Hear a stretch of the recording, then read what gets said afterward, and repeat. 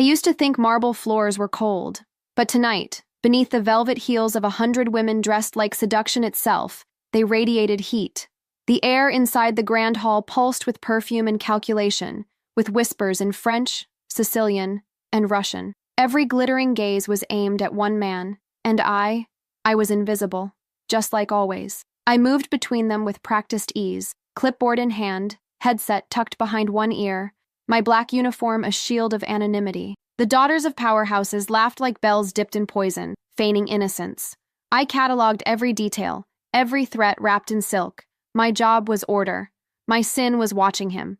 Dante Belandi, crownless king, stood at the center of the world he owned. He didn't need gold. He wore stillness like armor. His suit was midnight, his expression carved from smoke. Women bloomed around him like flowers desperate for sunlight, bending closer, offering lineage and legs. He smiled, nodded, moved on, again and again, as if none of them were real.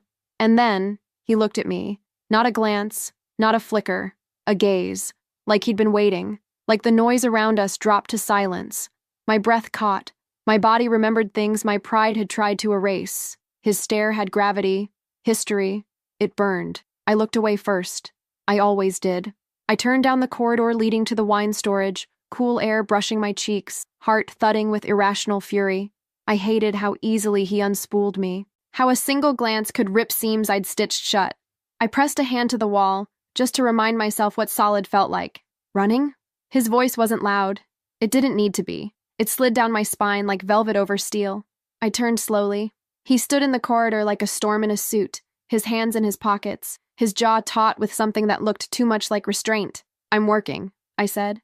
He stepped closer. "You kissed me." My breath hitched. "That was 3 years ago. And you haven't spoken to me properly since." I shrugged, but my shoulders were tight. "It meant nothing." "That's a lie," he said, quiet as sin. I hated that he was right, hated how that one kiss had ruined every night after it, hated how it haunted my dreams, how his mouth had pressed against mine like a promise he never made good on. "You should go back to your parade of duchesses," I murmured, eyes on his tie so I wouldn't meet his gaze. "They're prettier. They're irrelevant." I laughed, bitter. "They'll be your wife. One of them." He took another step, close enough that I could smell his cologne, spice and danger and memory. "I haven't decided yet," he said. "You don't get to decide," I whispered. "Not really. They'll choose for you." His hand rose. I flinched, but he didn't touch me, just hovered, fingers a breath from my cheek. My skin ached beneath the distance. "You're angry," he said. I met his eyes, finally. "You kissed me and disappeared." "I kissed you," he corrected, "because I was drowning, and I stopped because I would have burned everything down." I didn't breathe. Not when his voice cracked on that last word. Not when his hand finally touched my face. "I still would," he said. And then it happened. His mouth crushed against mine, raw, desperate, punishing. It wasn't soft or sweet or patient. It was war. All teeth and heat and years of silence exploding in a single breath. I gasped into him. He caught the sound like it was sacred. My clipboard hit the floor. He pushed me back against the wall, and the marble bit into my spine, grounding me in a world that had tilted off its axis. His hands framed my face, and mine clenched the front of his suit because I didn't trust my legs to hold. Then, he pulled away, breathing hard, eyes wild. "No one can know," he said, voice hoarse. "Chiara, no one." I nodded, shaking, hating myself, because I'd just tasted every reason I'd never be able to leave. The taste of her still clung to me like a secret I wasn't allowed to speak, a trace of fire on my tongue even as I walked back into the golden cage of the hall. I stood at the center of the storm I'd built, surrounded by diamonds, ambition, and all I could hear was the echo of her breath against my mouth. 100 faces tilted toward me, perfumed wrists reaching, titles spilling like currency, but I felt none. Only the pulse still hammering in my palms from where they had held her face. Only the sound of her small gasp as she surrendered and resisted all at once. It had been a kiss, but it felt like a confession I should never have. "Don Belandi," one of the older counselors, drifted near, his voice a serpent's hiss behind a polite smile. "They're all waiting for your decision. Shall I bring the next introductions?" I blinked once. Slow, the way a predator blinks when it chooses not to strike. "Yes," I said, though the word was empty. My eyes scanned the crowd for a flash of dark uniform and auburn hair. She was gone. Good. I needed her gone. Needed the heat of her mouth to fade before it burned a hole through my self-control. A girl in silver approached, all practiced grace, curtsy perfect, voice sweet as syrup. "My father sends his regards, Don Belandi. He hopes we might speak privately." Her gaze was soft but calculated. She tilted her neck, a subtle invitation, the way they all did. I smiled, the mask sliding into place. "Later," I murmured, and she smiled back, thinking she'd won a piece of me. They all did. Behind my smile, my thoughts were a snarl. I had promised myself never again. Not with her. Not after that night on the balcony 3 years ago. And yet, when I saw her tonight, when I saw how she moved like a blade between these women, silent and strong, my control cracked. That kiss had been my undoing, and now I was tasting the ruins. Luca appeared at my elbow, eyes sharp. "They're restless," he murmured. "Some of the families think you're favoring the Russian blood. Others think you've already chosen." He hesitated, then added lower, "And they've noticed the maid." "She's not a maid," I said before I could stop myself. The words came out like a growl. Luca's brows lifted, but he said nothing. I forced my voice back to iron. "There's nothing to notice. You're bleeding control," warned softly. "Whatever you're doing, stop." I turned my head just enough for him to see my eyes. "If I stop, Luke, I'm not sure what's left of." He didn't answer. He didn't need to. He melted back into the crowd, leaving me alone with the string quartet shifted to a darker, and for a moment, the hall blurred, all gold and shadow. I could almost hear her breathing and almost feel her nails digging into my suit when I kissed her. I'd wanted to press her harder, wanted to break the space between us until nothing remained but the truth we'd hidden for years. Instead, I'd let her go, because that was what a Don did. He let the one thing he wanted most walk away. Another delegate stepped forward, words dripping with subtle threats disguised as compliments. I nodded at the right moments, my smile precise. But inside my chest, the beast was awake. The beast that had watched Chiara since she was a girl, running barefoot through these halls. The beast that had sworn to protect her even from himself. The beast that tonight had kissed her and learned that protection and possession were no longer separate. Across the room, a door opened. For an instant, she stood there, just inside the threshold, as if testing whether she could endure another second of this spectacle. Her eyes found mine. The air snapped taut between us like a wire about to break. She turned quickly, disappearing again. But the damage was done. I'd seen her trembling. I'd seen her hurt. I raised my glass to my lips, but my hand shook. The wine tasted like ashes. My counselor's voice droned on about alliances and dowries, but all I heard was the sound of her footsteps retreating down a hall, the whisper of her voice saying it meant nothing. I closed my eyes for a heartbeat, inhaling, exhaling, trying to cage the thing inside me. "Don Belandi," another voice said, one of the patriarchs, heavy with threat. "Our daughters are not here for your amusement. They expect an answer." I opened my eyes and let a smile spread slow and dangerous across my face. "They'll have one," I said. My tone made several of them flinch. I was still the Don, still the May feared. But somewhere beneath the suit and the smile, a single kiss was rewriting every decision I thought I'd already made. They say 100 women were invited, but it feels like 1,000. The air inside the grand hall is thick with powdered ambition and unspoken war. Laughter curls like cigarette smoke in the corners, laced with diamonds and poison. Every dress is stitched to seduce. Every smile holds a hidden blade. I weave between them like breath, unseen but essential, taking mental notes while pretending not to exist. They don't look at me. They never do. I'm not a threat. I'm not a prize. I'm just the girl in black who sets the table and disappears before dessert. But tonight, I'm bleeding at the edges. His lips are still on mine. Not physically, but spiritually. Branded.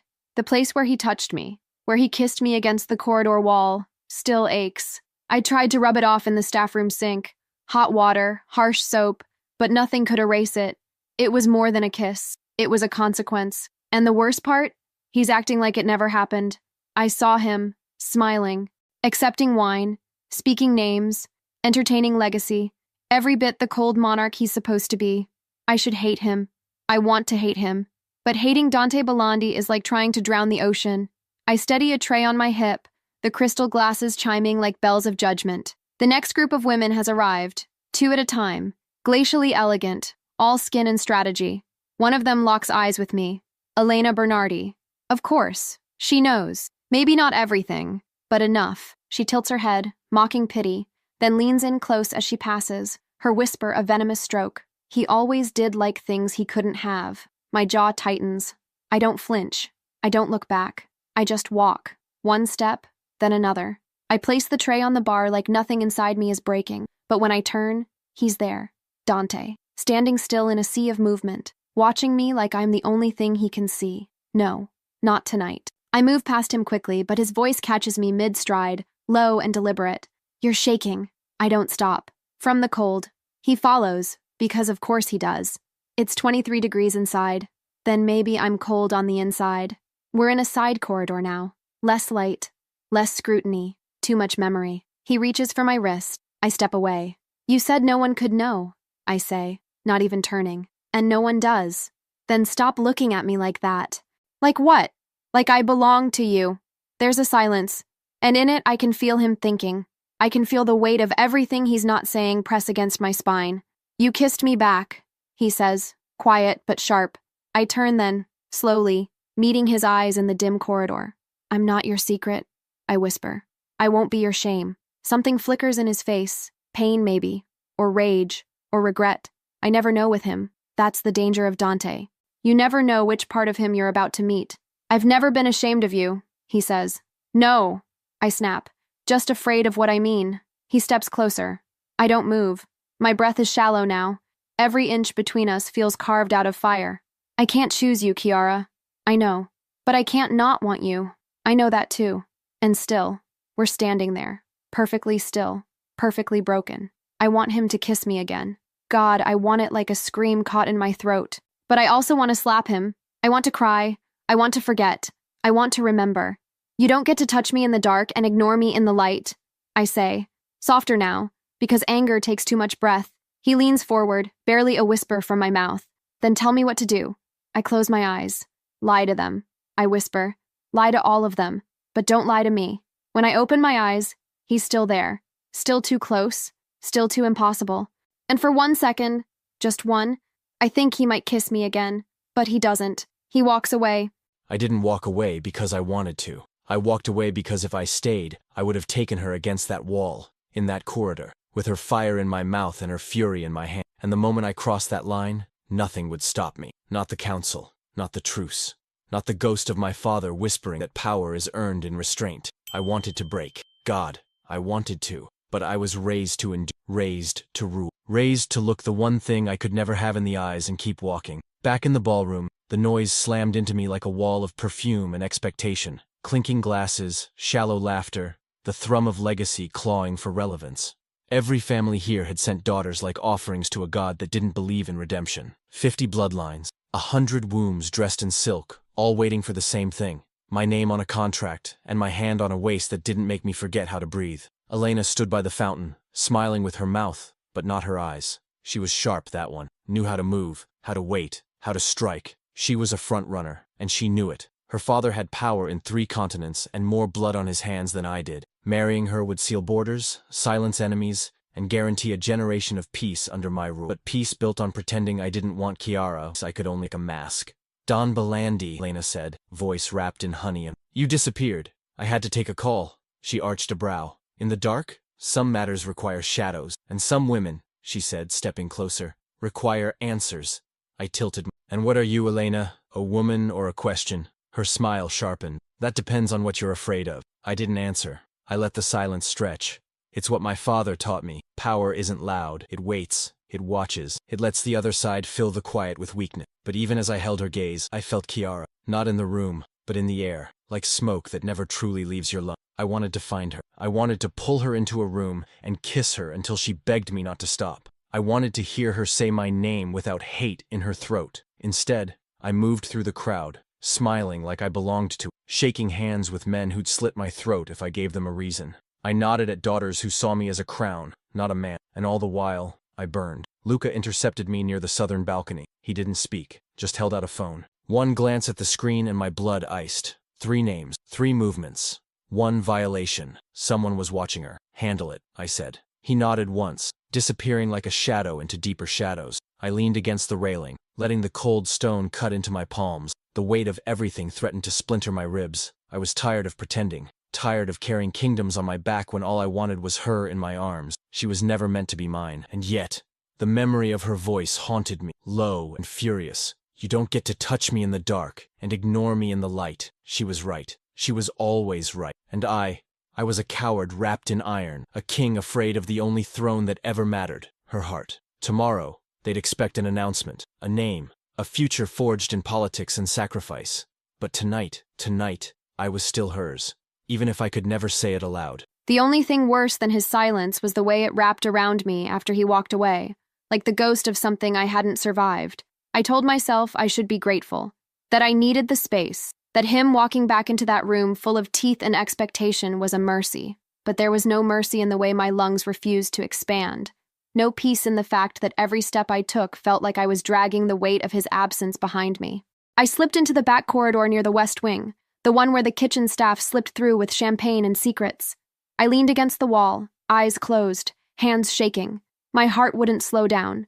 I wanted to scream, or sob, or slap him across the face for ruining everything I'd spent years locking away. Instead, I straightened my spine, fixed my uniform, and walked back into hell. Elena saw me first. She always did. She was sitting with the other front-runners, all expensive perfume and venomous laughter, draped in jewels as if they were born with them in their mouths. Her voice was syrupy when she spoke. "Still playing housemaid, Kiara? Or did you finally realize you're in the wrong story?" I didn't pause, didn't look.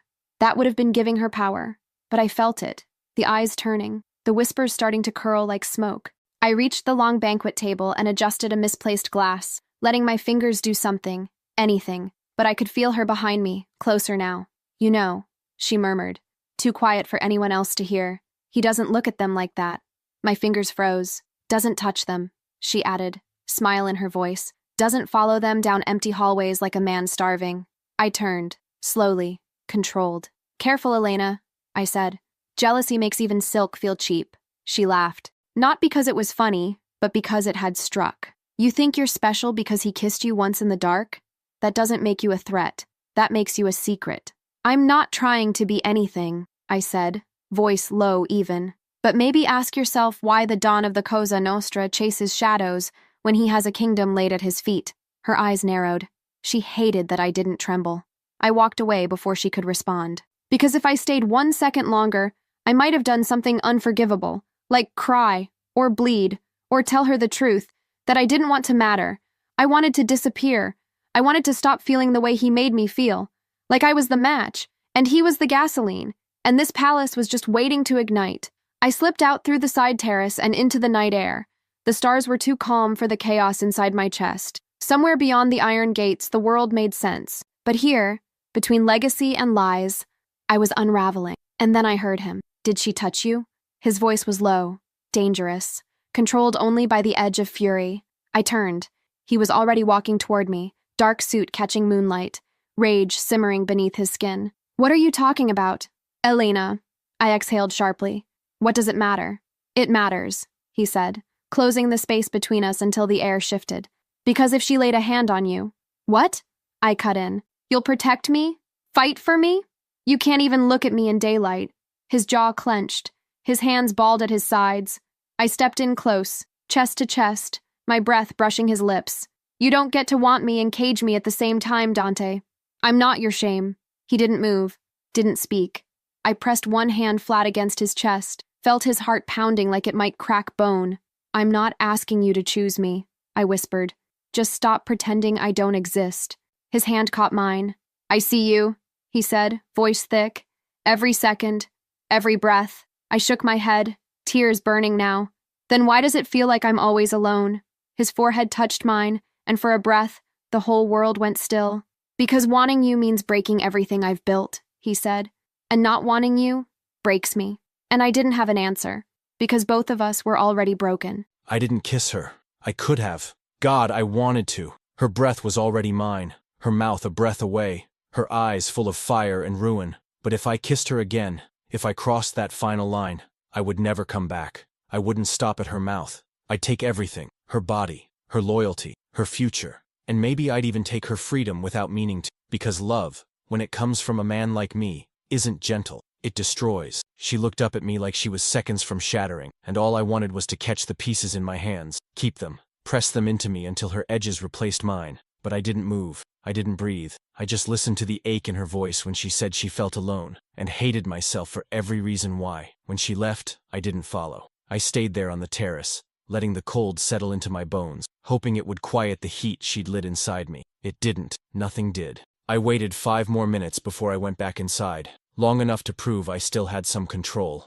But the second I stepped into the ballroom again, I felt it unraveling. The way the music no longer registered, the way the faces blurred, the way the weight of this crown felt heavier than ever. Luca was waiting by the archway, drink in hand, jaw tight with quiet knowing. "You look like you need a reason to hit someone," he muttered. "Give me one." He arched a brow. "The Bernardi girl's father is asking for a private meeting. Let him wait."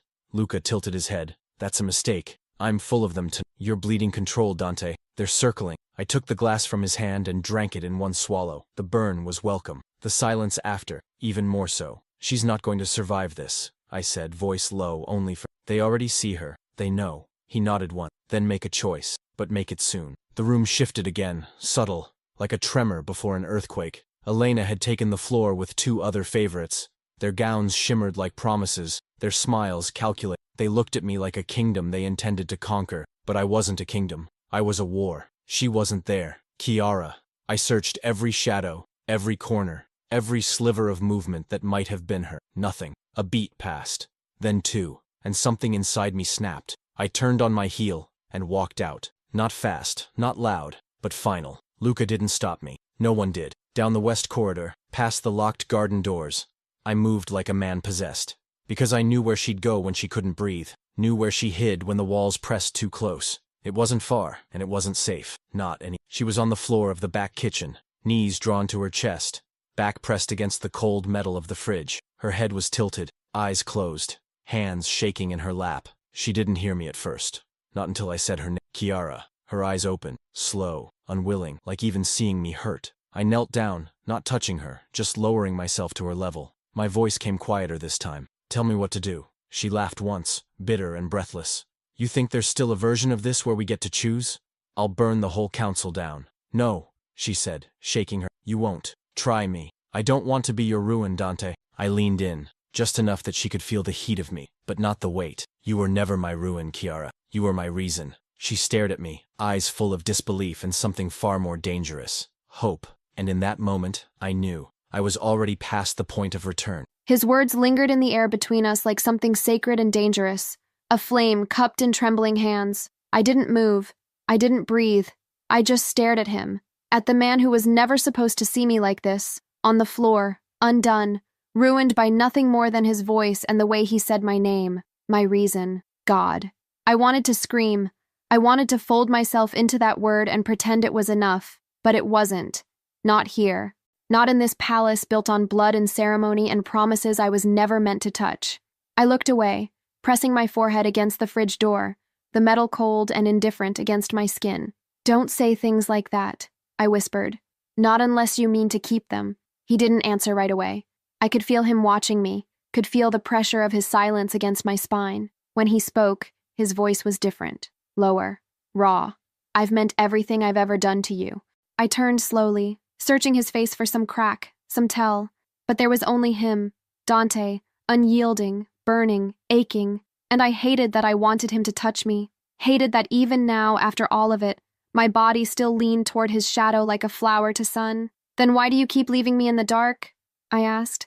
"Why do you kiss me like you'll never stop and then vanish like I'm nothing?" "Because I can't have you," he said, and the way he said it shattered me, not without losing everything. "Then lose it," I snapped, louder than I meant to. "Lose it all."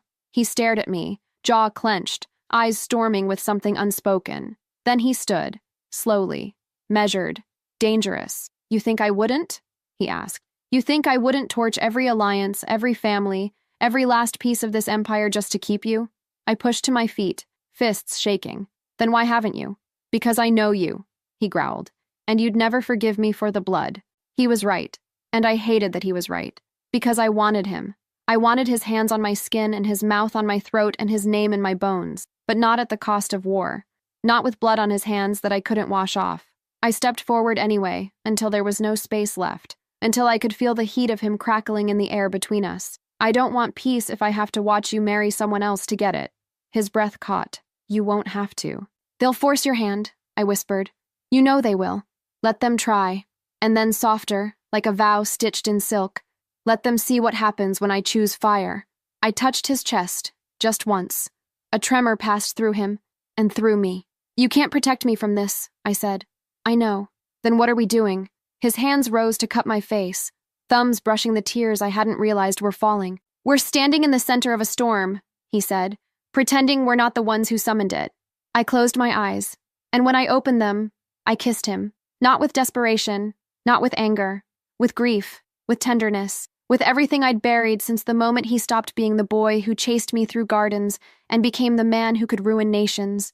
His mouth was warm and broken against mine, his breath tangled in mine like a secret. We didn't move. We didn't speak. We just stayed there, holding on to something we couldn't name, afraid to let go. Because the moment we did, everything would fall. Her mouth was a prayer I'd never learned how to say without sinning. When she kissed me, the world stilled, then cracked. My control didn't slip. It shattered, piece by piece, falling in the quiet between her lips and mine, in the tremble of her hands on my chest, in the way she kissed like she was grieving something still alive. I didn't move at first.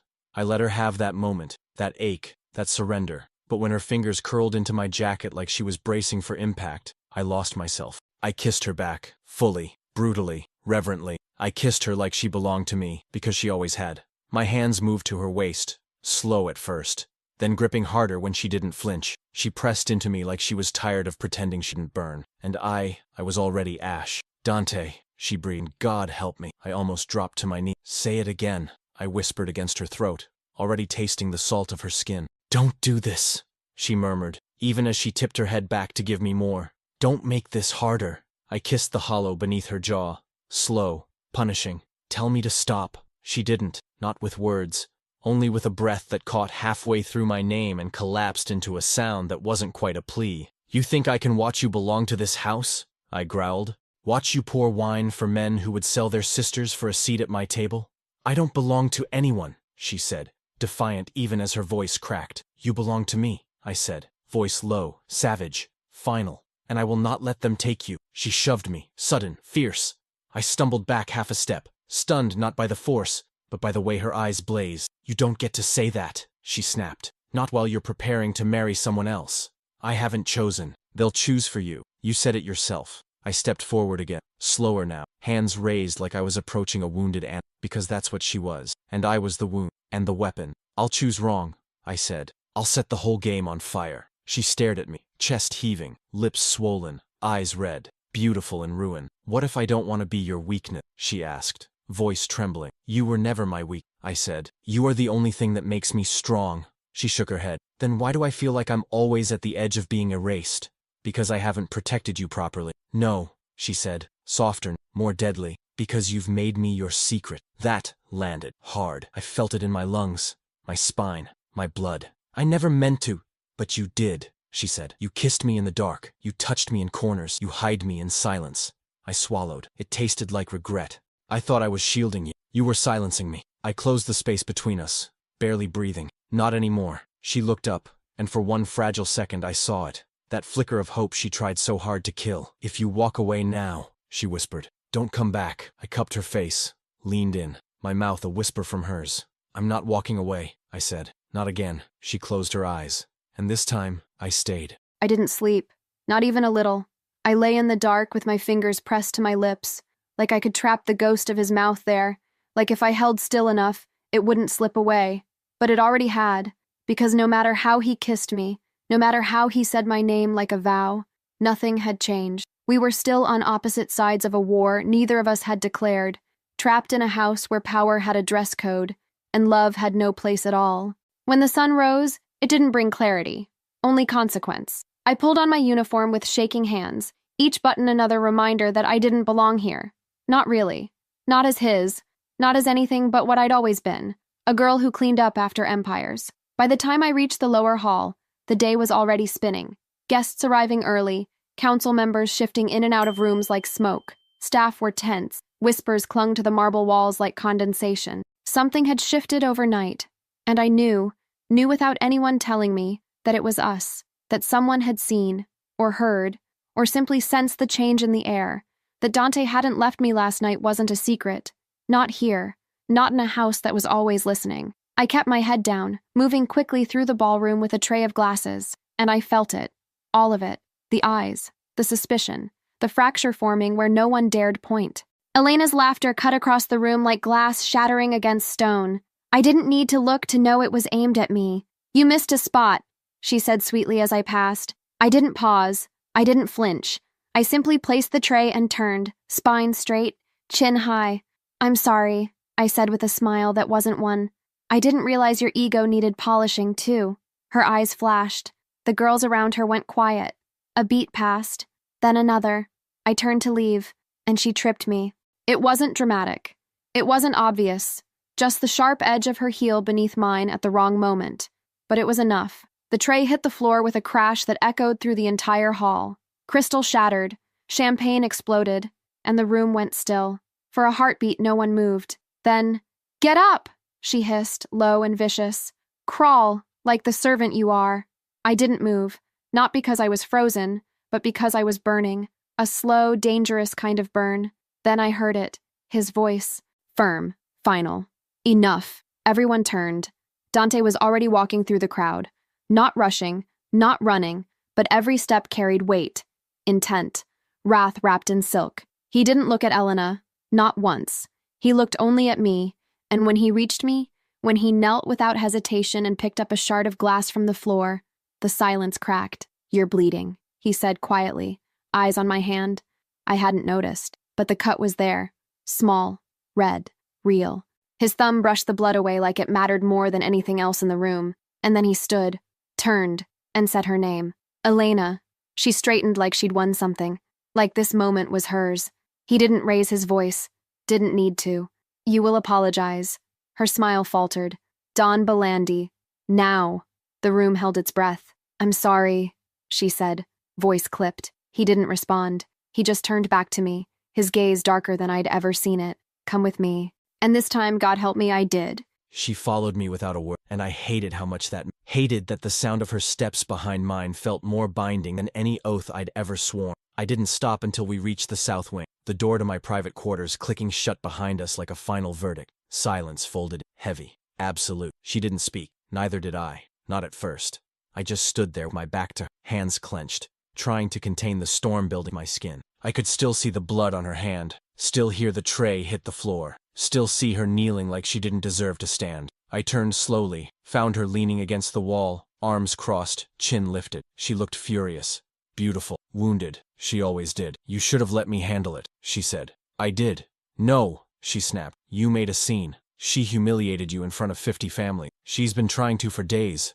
And I've been letting her," I growled, voice sharper than I intended. "Because every time I step in, I make you more of a target." She blinked, startled. I stepped closer. "You don't think I see it?" I asked, low and rough. "The way they circle you like wolves, waiting for a weakness to show? You're already bleeding, Kiara. I won't let them tear you apart." She held my gaze, and something in her softened, just enough to kill me. "I can take care of myself." "I know you can." I moved even closer. "But I don't want you to have to." Her breath hitched. She straightened. "And what? You'll shield me with silence? With closed doors and dark corridors? You protect me like I'm some precious secret, but I don't want to be hidden anymore." "I'm not hiding you," I said.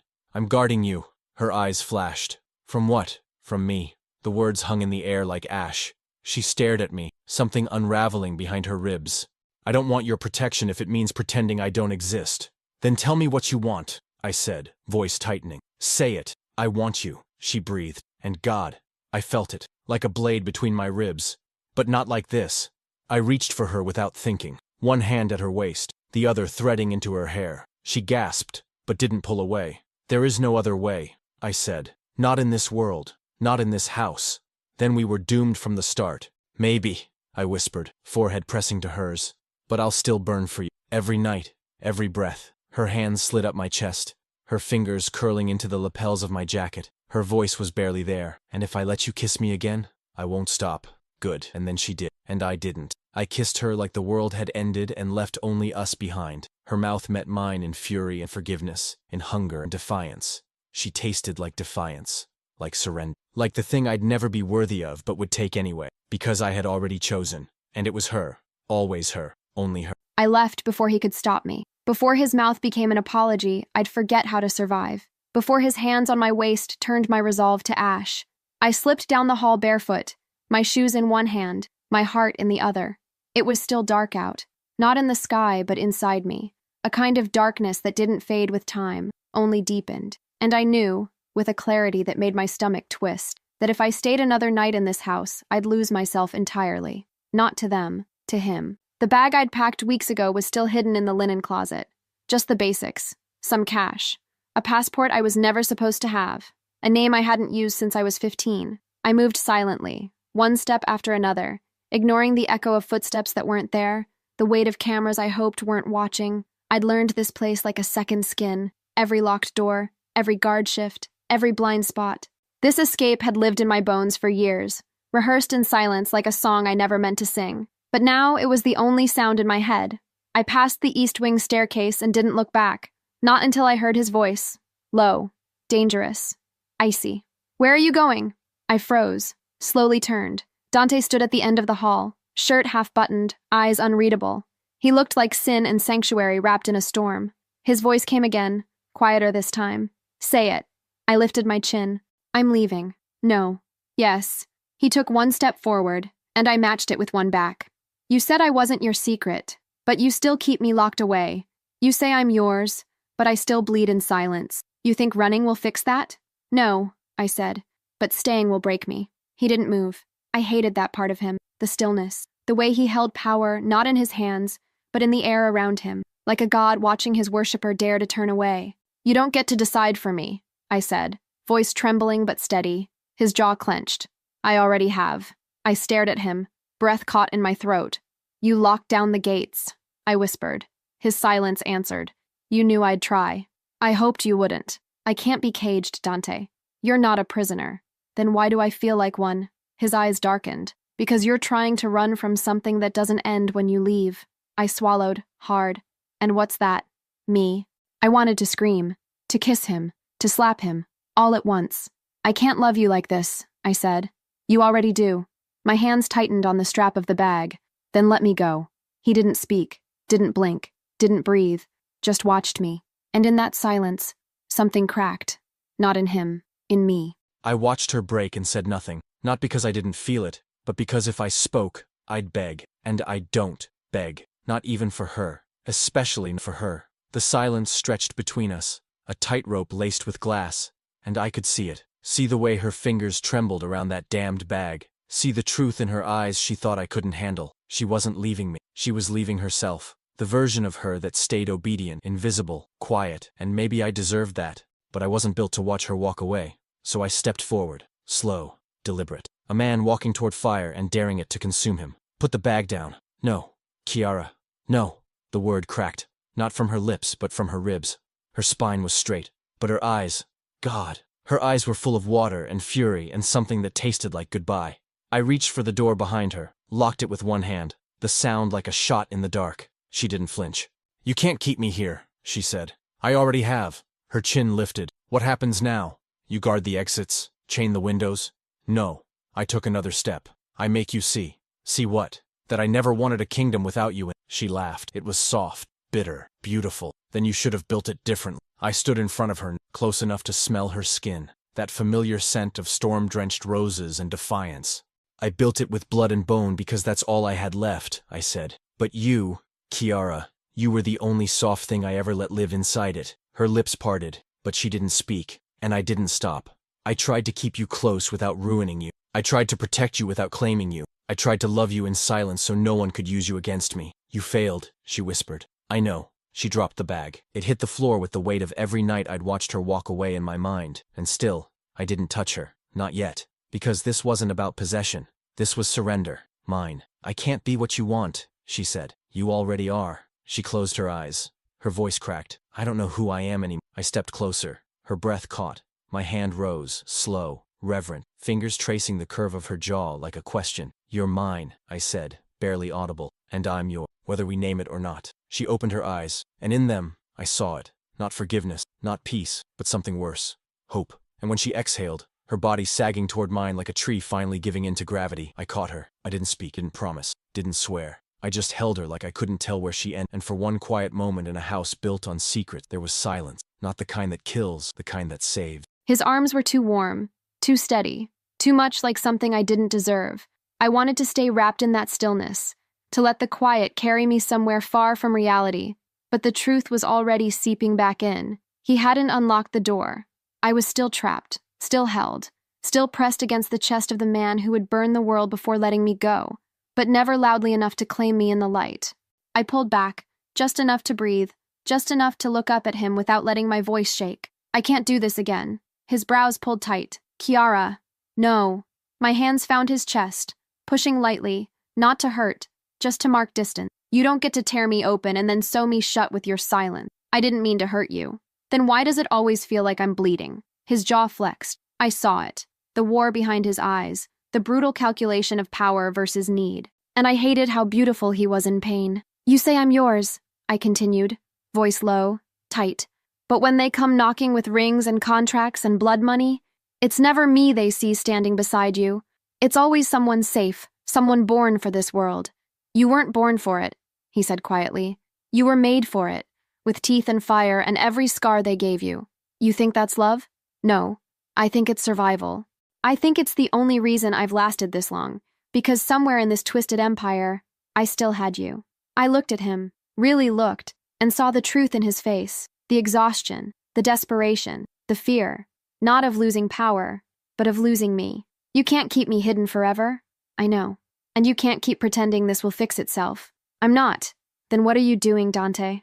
My voice cracked. What are we doing? He stepped back. Just a breath. His hand raked through his hair, eyes closing like he needed to lock something inside before it spilled out. There's something you don't know. The words sent a shiver down my spine. What? He opened his eyes slowly. About your family. My stomach dropped. I don't have a family. You did, he said. And their name is carved into this house more deeply than you know. I shook my head. No. Yes, he said. And if I tell you the truth, everything changes. You won't be the girl who ran. You'll be the girl they want back. Dante, I should have told you years ago. You're scaring me. Good, he said, voice a razor's edge. Because the moment they know who you are, they'll either try to crown you or kill you. Silence fell again. But this time, it wasn't safety. It was the calm before the storm. Her silence wasn't empty, it was loaded, laced with betrayal, fear, something close to fury. I watched her lips part, then close again, as if the truth hung too sharp in her throat to swallow. She was pale, but not fragile, never fragile. She'd always carried her pain like a weapon. But this was the first time she looked at me like I was the one who'd cut her. And maybe I had, with words I should have spoken long ago, with truths I buried because knowing that meant losing her. But now she knew the edge existed, and eventually, she'd want to see how far it bled. I don't understand, she whispered, voice so thin it scraped. You will. No. She shook her head slowly, as if reality had slipped loose from gravity. No, Dante, I was just trying to leave, and I was trying to let you go. Liar. She said it softly, but it landed like a slap. I've never lied to you. You withheld everything. I was protecting. From who? Her eyes locked onto mine, burning. From them or from yourself? I didn't answer. I couldn't, because the truth was both. I had kept her in the dark not to shield her, but to keep her mine. Untouched. Unknown. Safe in the way something only remains safe if no one else wants it. But Kiara was wanted by history, by legacy, and soon, by power-hungry ghosts who'd tear open the past just to stake a claim on her blood. You need to tell me, she said, every word a thread pulling me toward unraveling. I nodded once, then walked to the drawer where I'd kept what remained of her father's name. The envelope was old, worn. I held it out, and her hand shook when she took it. She opened it with the same care she once used to hold broken things. Her eyes scanned the first page, then the second. She didn't cry. She didn't breathe. She just looked up, lips parting in stunned recognition. That's not possible. It is. This name, it's real? I stepped closer. It was erased, bought out, buried by every family in this house. But you, Kiara, you were the last blood of it, hidden, raised inside enemy walls. I was never supposed to know, she murmured. No, you were supposed to disappear. And you knew? Since the day they put you under my roof. She stepped back. I let her. All these years, she whispered, as if piecing together a map she never wanted to. I thought I was nothing. I thought I didn't matter. You mattered too much, I said. That's why they had to silence you. She met my eyes then, and something in her changed. The girl I knew, the one who trembled, who ran, vanished. And what stood before me now was something else entirely. The kind of storm you name kingdoms after. The kind of fury that doesn't scream, it waits. Unlock the door, Kiara. Now! I hesitated, and she stepped toward me, voice velvet and venom. I was born here, Dante. I bled here. I loved here. But if you ever lock me in this room again, you won't have to worry about the council taking. I'll burn this house to the ground before they do. And for the first time since I took this crown, I believed her. The door unlocked with a metallic click, but it sounded like thunder in my ears. I didn't wait for him to move. I stepped past Dante with fire in my chest and glass in my throat, the envelope still clenched in my hand like a blade. The hallway was empty, but I didn't trust the quiet. Nothing in this house was ever truly silent. Not the walls, not the eyes behind them, not the ghosts that wore rings and family crests and smiled while they buried you alive. I walked fast, faster than I meant to, until I reached the staircase and gripped the railing so tightly I thought it might snap. My legs were shaking. My mouth was dry. But I didn't cry. I couldn't. Not now. I had spent years thinking I was invisible, irrelevant, replaceable. And now I knew I was none of those things. I was history. A threat. A key someone had hidden, hoping it would rust into dust before anyone remembered the lock. I opened the envelope again, hands trembling as I stared down at the seal. Not Dante's, not his father's. Mine. Vitale. That name had once meant something, once stood at the table with the others. And then it vanished, swallowed in a purge dressed up as diplomacy. My father had died for it. My mother had disappeared for it. And I'd grown up sweeping their blood off polished floors, told to stay quiet, to stay grateful, to stay small. I wasn't small anymore. I didn't hear him come down the stairs, but I felt him. His presence always arrived first, before his footsteps, before his voice. He didn't speak at first, just stood behind me, close enough that I could feel the heat of him. Close enough that I could smell the storm he carried inside him. Say something, I whispered, without turning. I should have told you sooner. You think that's what I want to hear? I turned then, slow and sharp. You knew who I was and let me believe I was disposable. I never saw you that way. You let me serve them, I hissed. You let me kneel, smile, apologize. You let me belong to nothing. His jaw tensed. You were safe. I was ignorant. He stepped closer, eyes dark. If they knew what I knew, they'd have killed me. Yes. So instead, you kept me in a cage. No, he said, voice low. I kept you alive. And now, he didn't flinch. Now, I help you take back what was stolen. The breath left my lungs like it had been punched from my chest. I searched his face for deceit, for pity, for guilt, but all I saw was fire. Not rage, not control, something older, something holy. You'd do that? I asked. Let me wear the name they erased? I'd paint it in blood if I had to. The words didn't feel romantic. They felt real, heavy, absolute. You'd give up your alliances, I said. The peace you built, the balance you've bled for. He didn't blink. You think any of that matters if I lose you? I didn't know what to say. Not because I doubted him, but because some part of me still doubted myself. They won't accept me, I said. Not like this. Then we'll rewrite what acceptance means. And if they fight it? His lips curved, not a smile. Something darker. Then they'll learn. He reached for my hand then, fingers warm, steady, anchoring. Chiara Vitale, he said softly, like tasting the name for the first time. Are you ready to start a war? I looked down at our joined hands, then up at the man who had always been both weapon and refuge. Yes, I said, but not for you. His brow lifted. For me, I whispered. Finally, for me. She said it like a blade. For me, not for you. And it cut deeper than anything else could have, because I knew what it meant, that her fire wasn't mine to control, that the girl I once held in silence had become a woman who would walk through the center of a battlefield with her head high, and my name nowhere on lips. And I'd still follow her. We stood there, her fingers in mine, not in surrender, not in softness, but in choice. And I felt it shift beneath our skin, the balance, the hunger, the old ache neither of us knew how to carry anymore. She didn't need me to fight for her. She needed me not to stand in her way. When she let go, it wasn't rejection. It was permission, and I took it like a promise I'd never dare break. That night, I called the council. All 50 families. No warning, no courtesy, just a summons they couldn't ignore. They arrived in silence, black cars and darker intentions, ushered into the villa like royalty returning to claim their thrones. I watched them settle, watched their suspicion coil through the air, watched their daughters glance at me like they were still owed something, like my indecision had made them entitled to my future. Let them watch. Luca stood to my left, still, unreadable, his presence a reminder that I was not alone, but never safe. The room stilled when I rose. Power didn't come from volume, it came from silence, the kind that made men forget how to breathe, and I wielded it like a second skin. I've made my decision, I said. They leaned in, some hopeful, some furious. I let the silence stretch. Let them feel it. I will not be marrying any of your daughters. The room didn't, not yet, but it bristled. movement beneath the surface, shock, offense, fear. This is not a negotiation, I continued. It's a declaration. The balance you all claim to protect has always been built on blood, on control, on fear. I've played your games long enough, but I don't serve your legacy. I protect my own. A man from the Russian bloc rose, sharp and red-faced.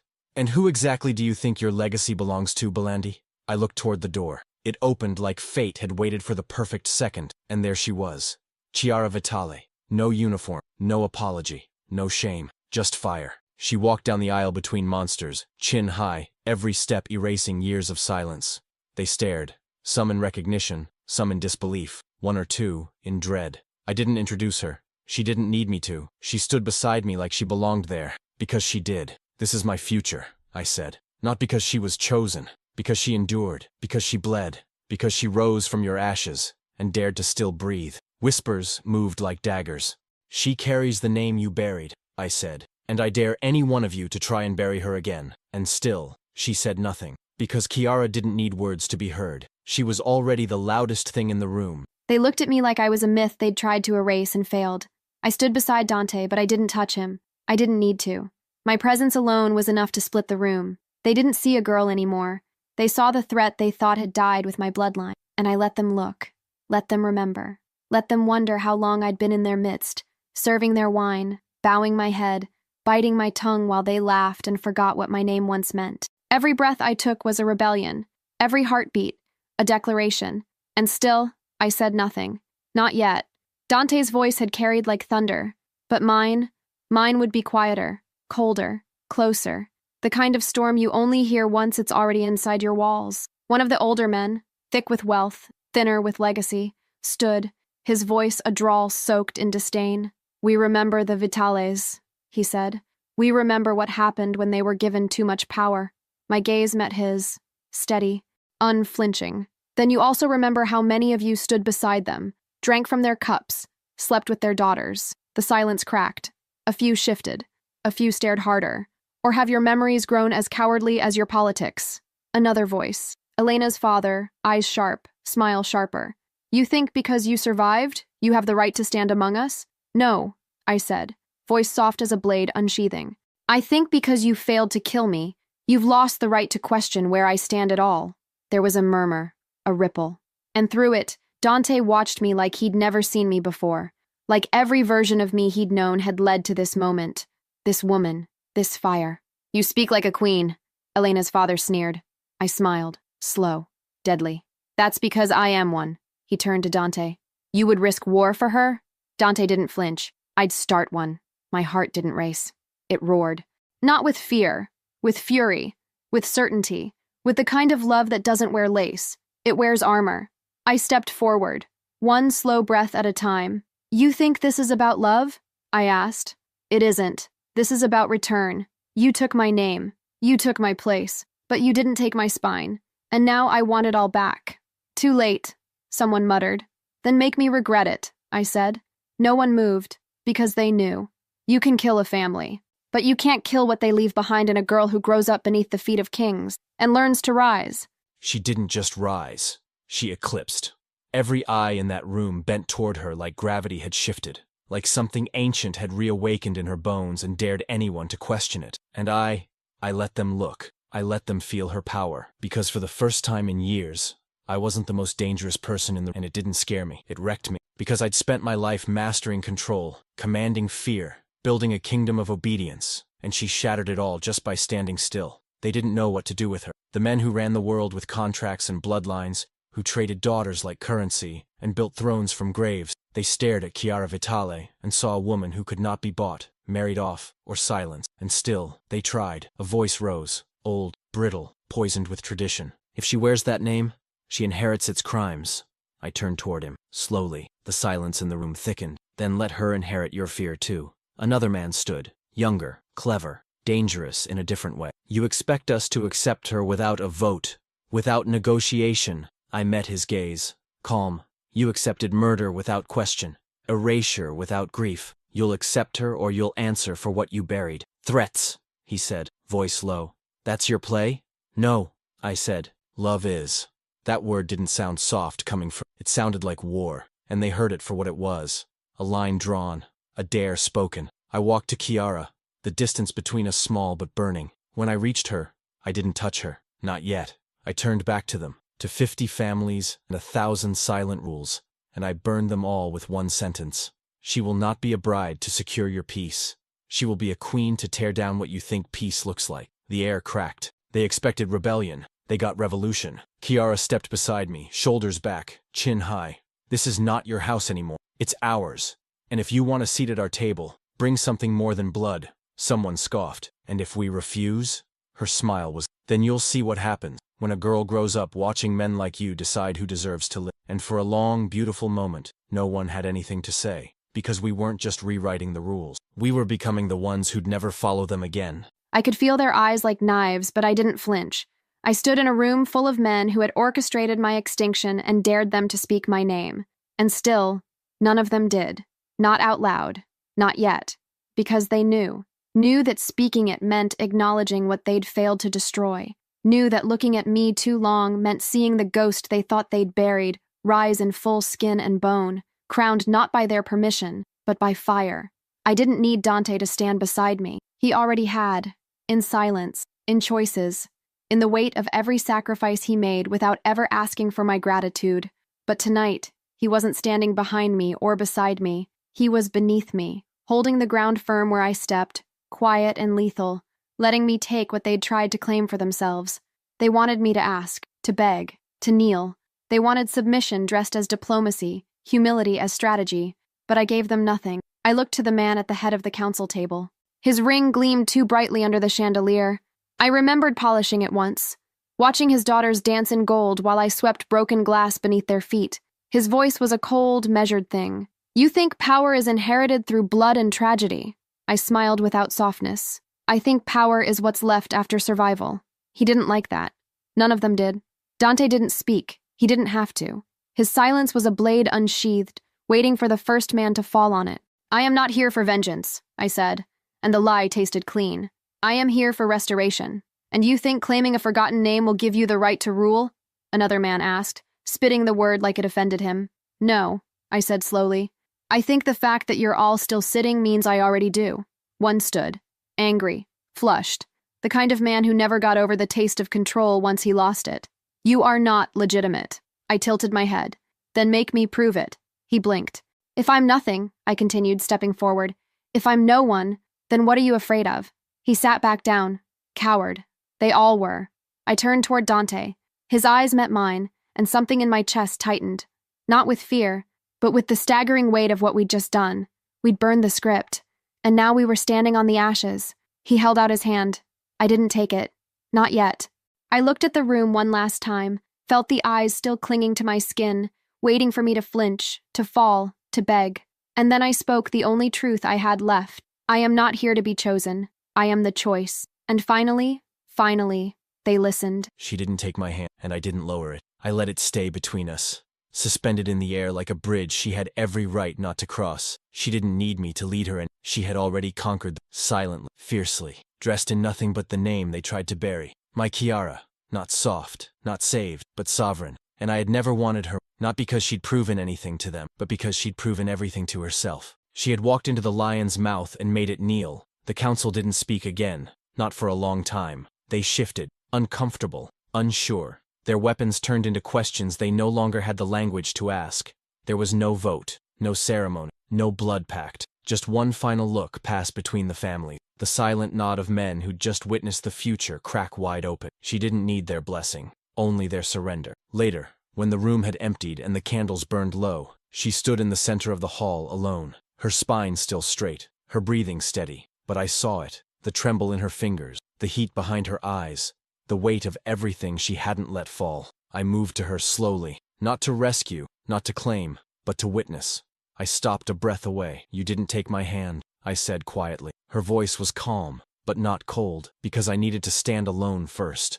I know. She looked up at me, all fire and fatigue, the kind of tired that doesn't come from effort but from transformation. But I'm ready now, she said. I lifted my hand. No pressure, no demand. She took it, and just like that, the world tilted, balanced.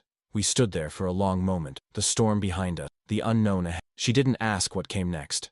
I didn't offer, because there was no plan no rule book for how to love someone who become your equal. Only instinct, only choice. I should have married you the first time I kissed you. You should have kissed me like I always did. She smiled, slow and devastated. Then kiss me like it's the last war we'll ever fight. So I did. And it wasn't gentle, it was a vow. Old bowed. The villa is quieter now.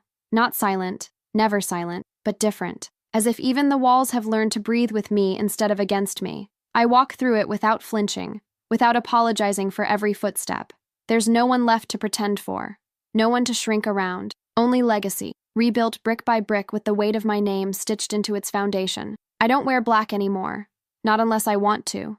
I don't lower my gaze when men speak. I let them finish out of patience, not permission.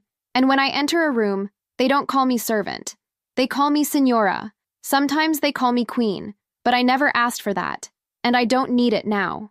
I sit on the edge of the fountain where I used to scrub marble on my knees, hands raw, pride hidden like contraband in the pocket of my apron. The water is still cold, still clean, still full of ghosts that only speak when the wind tilts the trees just right.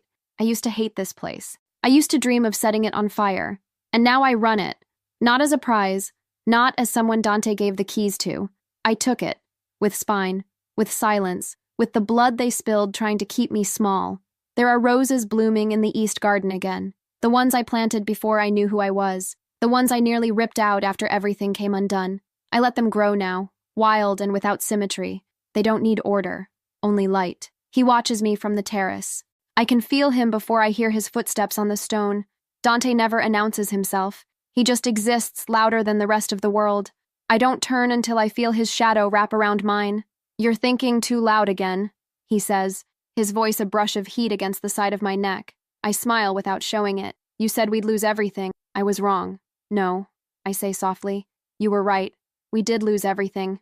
We just decided to rebuild it as something that didn't ask us to choose between power and love." He steps closer. Doesn't touch me yet. He never reaches for me until I'm ready. And somehow that's what makes me always ready. "There are still rumors," he murmurs. "There always will be. They still watch you. I hope they do." He wraps an arm around my waist, finally, pulling me into his chest with the kind of confidence that doesn't need to ask anymore. I rest my head there, right where the chaos begins. "They're afraid of you," he says. "Good," I whisper, "because I'm not."